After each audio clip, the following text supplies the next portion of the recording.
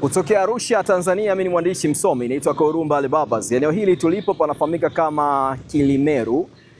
Kwa siku ya leo asubuhi, naamini umekutana na video na picha mjongeo ambazo zimekuwa zikionyesha kwamba eneo hili pametokea ajali iliyohusisha basi kubwa pamoja na basi jingine dogo aina ya haisi.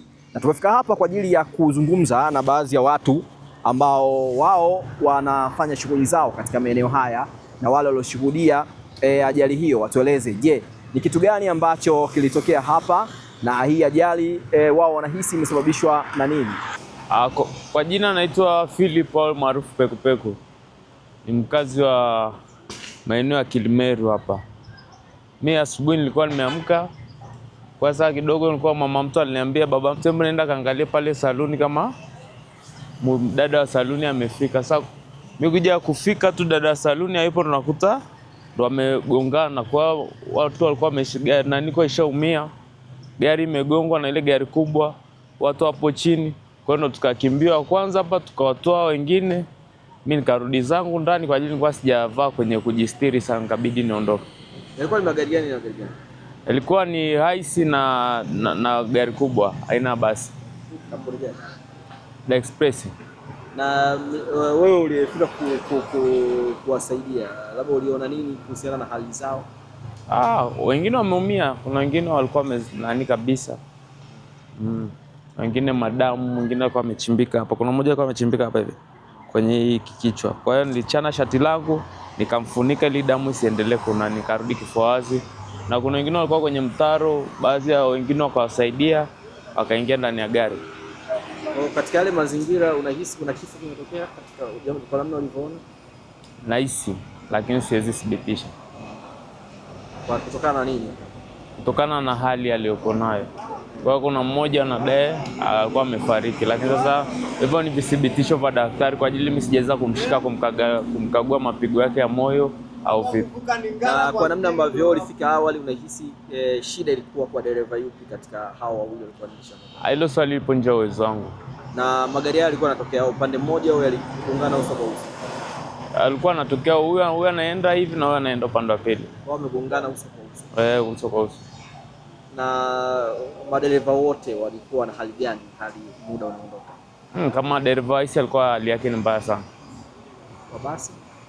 Wa basi sijabahatika kumuona. Kama alikimbia.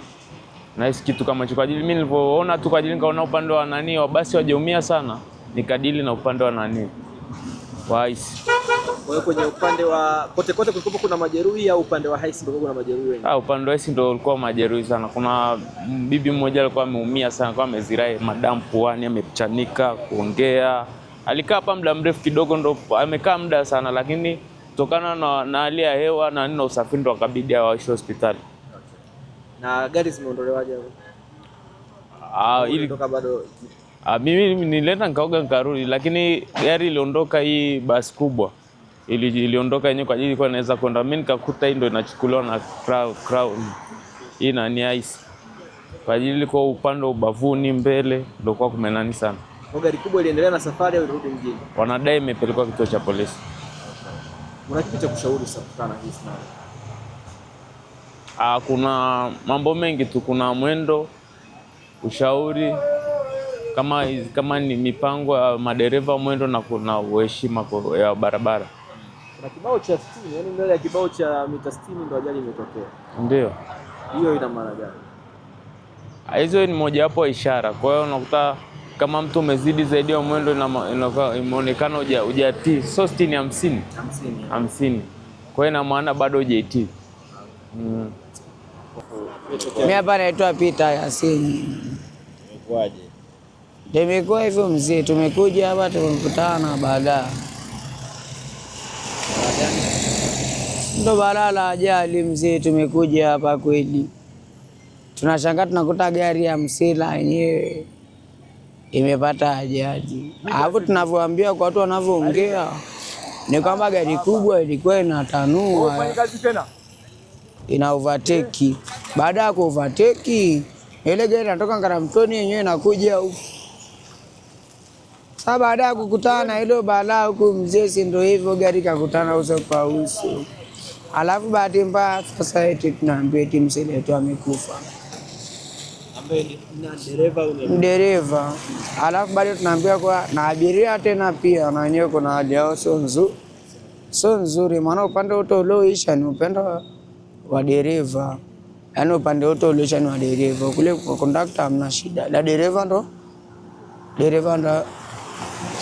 hatujajua, hatuongei kwanza. Na baada ya ajali kutokea mlijitahidi kuwasaidia au sisi tumekuja tu, tulikutana naye. Mimi yenyewe gari yangu ile pale mzee mmoja. Gari ile kule. Gari yangu imekataa breki, afu imekataa breki kwenye nini? Kwenye ajali. Ajali imeshatokea mzee. Tutaenda wapi? Tulipokuja hapa sisi tumekuta gari limewekwa kwenye breakdown, ipelekwa wapi? Kituoni. Hata basi hatujaikuta sisi. Tumekuta basi imeshapelekwa wapi? Inapelekwa kituoni. Na hayo magari kuondolewa haraka haraka hapa ni kawaida. Kuondolewa haraka haraka. Wanatufanya tufezea mzee. Ila nikwambie kitu mzee mmoja. Hata serikali na pia tuangalie, na unaona sasa kuna saa vinatokea vitu ambavyo hatuvitegemei. Na hii mabasi makubwa nayo sio mabasi makubwa tu, hata gari kubwa zozote iwe semi iwe nini, iwe inajiangalia brother. Kwenye overtake unaangalia una overtakije, utaenda au uendi. Haya, leo tena imetokea hivyo mzee. Hiyo ni maisha kweli mzee mmoja. Nataka angalie, chungulie, angalia huko mtu anapita au apiti. Leo tumempoteza mzee. Asubuhi tulikuwa naye, sasa hivi hayupo. Vipi bwana? Tutaelewana sasa brother. Na hii barabara ajali nyingi huwa zinatokea nyingi. Ajali ni mingi sana mzee. Tulishasikia ajali imeshatokea pale Kibaoni, ajali ya kuua watu wengi sana. Hii ni mara ngapi ajali zinatokea? Kila mara, kila baada ya muda. Kitu gani kifanyike kwenye barabara? Ifanyike barabara tu, serikali ndio iangalie yenyewe. Yaweke matuta au nini? Yaweke matuta kila mahali, mabamsi kila mahali. Yaani cha kufanya, waweke tu mabamsi kila mahali. Sehemu ya location ya watu kutokea, waweke bamsi.